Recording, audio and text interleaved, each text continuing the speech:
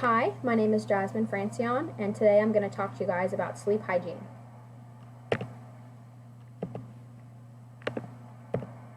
So, what is sleep?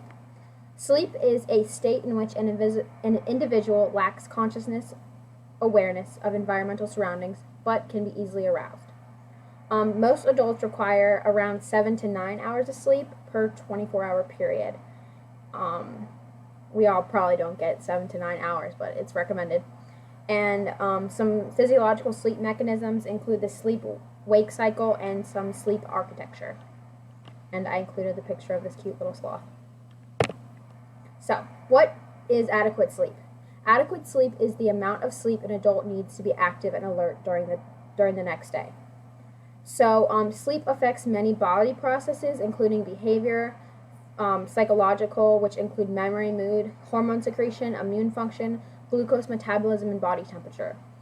So as you can see in this little cute picture, the things that you need to put into your body: sleep, nutrition, recovery, and then if you put enough in there, what comes out is you're good at training, you're good at work and school, and you have low stress.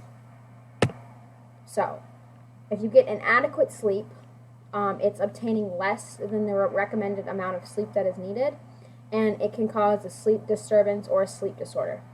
Insufficient sleep can also be associated with changes in body functions. For example, certain diseases can be associated with lack of sleep. Some sleep disorders are insomnia, sleep apnea, jet lag disorder, narcolepsy, parasomnias, and shift work sleep disorder. So, inadequate sleep can also affect all of these body systems, the neurologic system. So it can affect your cognition. It can cause behavior changes. It can affect your immune system. It can affect your respiratory system, which can cause asthma exacerbated during sleep. It can affect your cardiovascular system, heart disease, blood pressure, gastrointestinal systems. You have an increased risk for obesity if you don't get good sleep, and you have an increased risk for GERD. It can affect your endocrine system. You have an increased risk for type 2 diabetes. You can develop an insulin resistance, and it can decrease your growth hormone. So some factors that affect sleep are diet, motivation/exercise, alcohol and stimulants, your environment, your lifestyle, your illness, or if you have fatigue, and then emotional distress. So diet. Foods that can keep you awake are heavy, spicy foods such as chili or curries, drinks that contain caffeine such as coffee, tea, and soda, alcohol, and foods that are high in sugar or fat. Exercise and activity. Higher levels of activity can improve your sleep quality. Timing of exercise is also important. The morning is the best time to exercise for adequate sleep.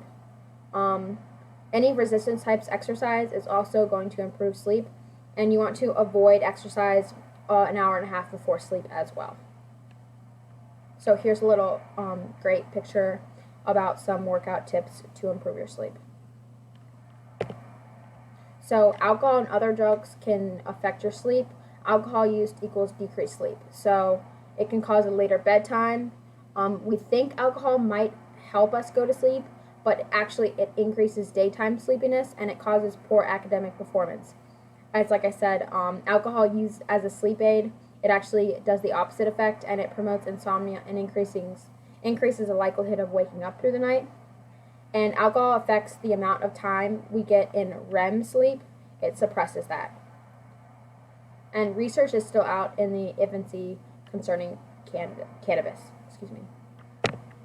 So stimulants.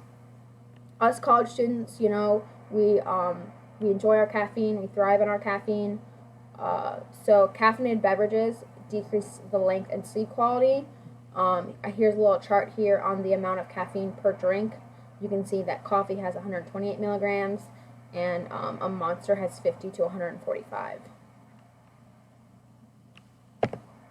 So your environment. Your environment plays a big role on how much adequate sleep you get. So light, noise, and temperature in the bedroom can have negative effects on a person's sleep. Increased exposure to light decreases the body's amount of melatonin, released in the body. This can affect the natural sleep-wake cycle.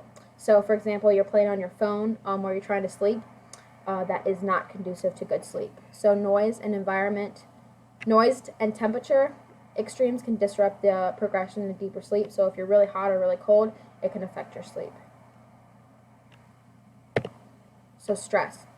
Little stress can keep you motivated during your day, but too much stress can cause sleep disruption, and this can lead to depression, anxiety, memory loss, concentration issues, obesity, and high blood pressure. So to combat that stress, we want to develop good coping skills.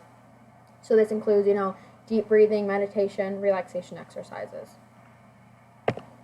So in summary, most young adults need around 7 to 9 hours of sleep per night. And inadequate sleep negatively affects different body systems. There are several external factors that affect sleep quality, including diet, exercise, alcohol and drug use, environmental factors, and stress. And these factors put many college students at risk for being negatively affected by sleep and can cause sleep deprivation.